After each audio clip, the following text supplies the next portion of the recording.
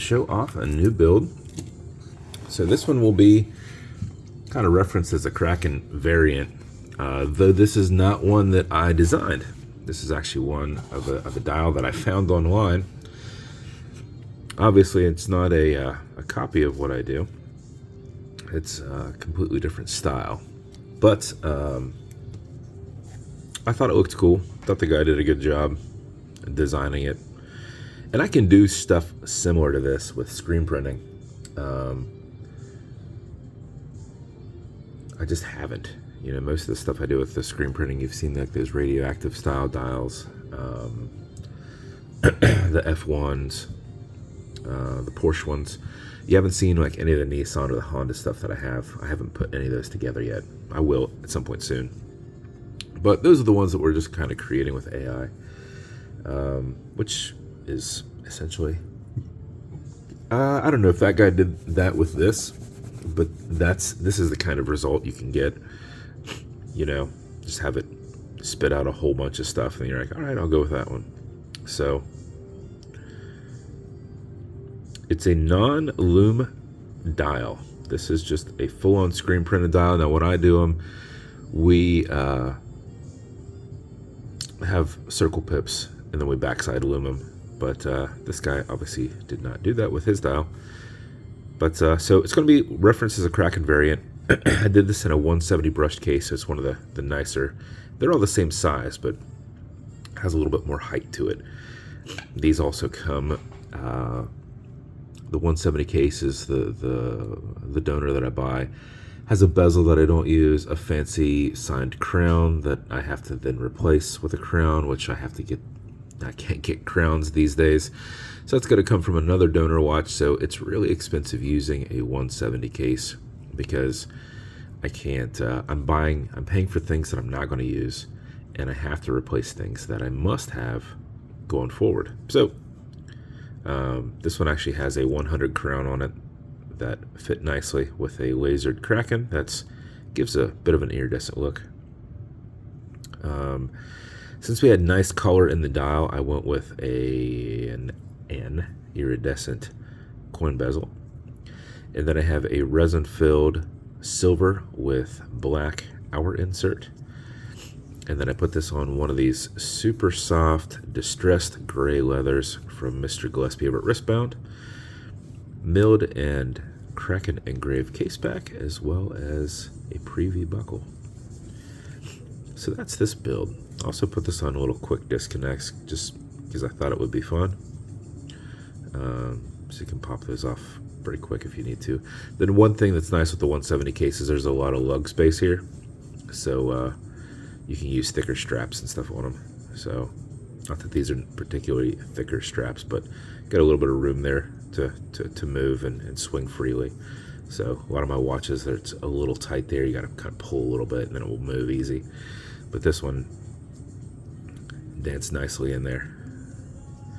So that's the build. As with every build, I reference the bezel on these. Well, as with every standard build, not an NH build. Bezel will turn left, it'll turn right. It is a tension ring bezel. Automatic mechanical, you've got a rotor in the back, so as you're moving, it's moving and keeping your time. But before you put it on, before you set your time, oh, also I did silver handset, paddle handset. I'm sure you can see that, but I know I didn't mention that.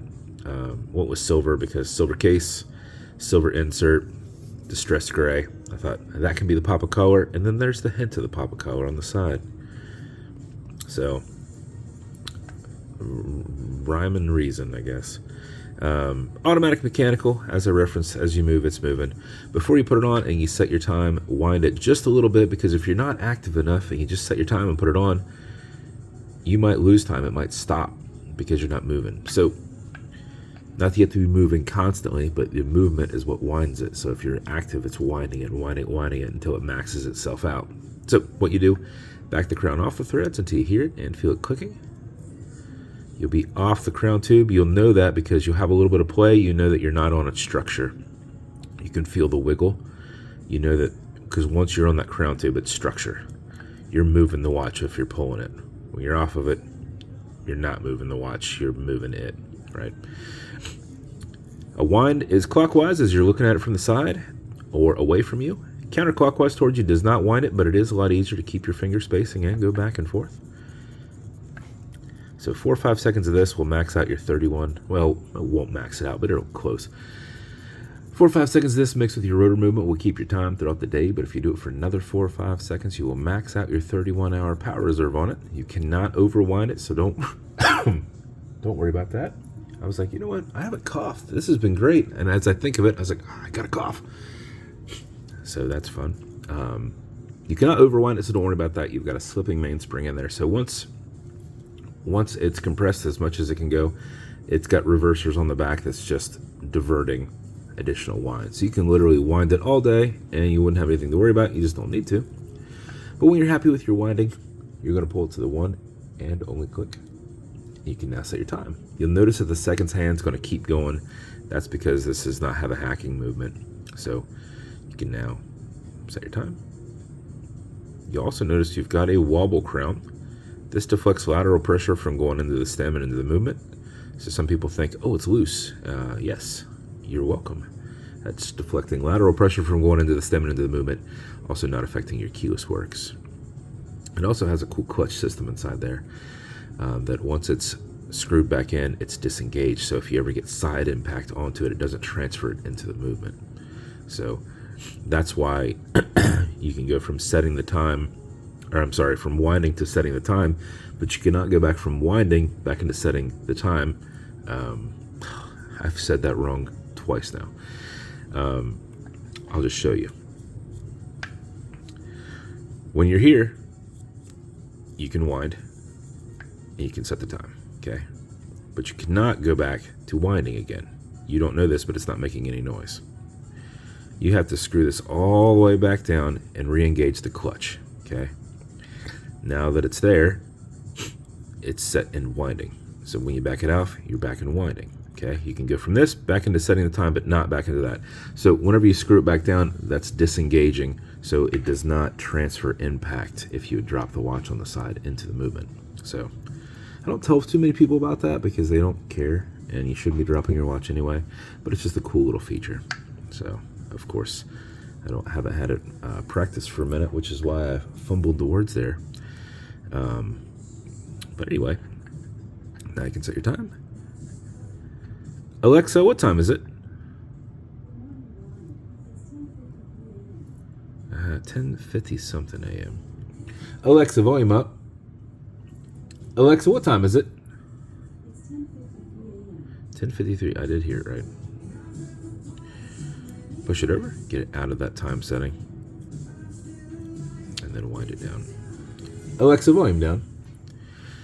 And there is the build. As with every build, you're going to get matching beads. We were able to find some cool iridescent, some cool green. Up to you how cool you are if you wear it with your watch. Kraken slider box with an Atlas pillow inside. It's going to come with a few things. Watch cleaner. This is good on all glass and metal, which is everything here in the center.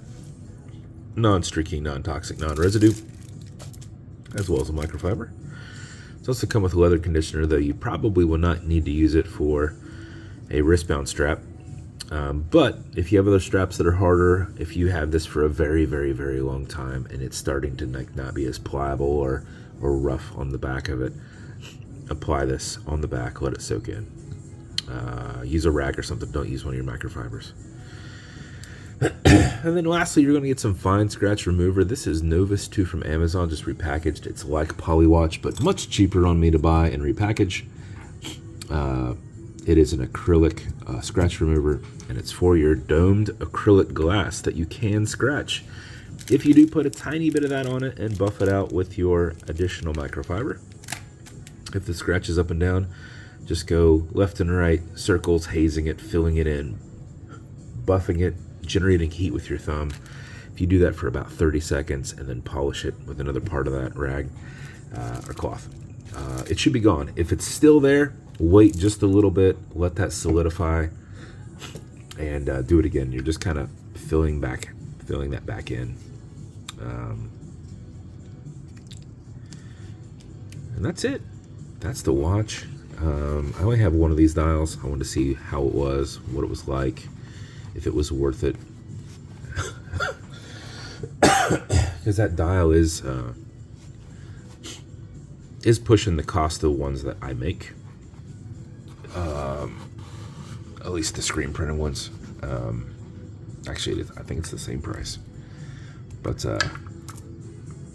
normally I gotta buy several to get it at the same price. So I think it's pretty cool. Like I said, I didn't design that, but it's, you know, I can get them. They're all like that. So if we're like, oh, I'm not into like cool colors and stuff because I like black and silver, then this isn't the watch for you, and those aren't the dials for you because they're all like that.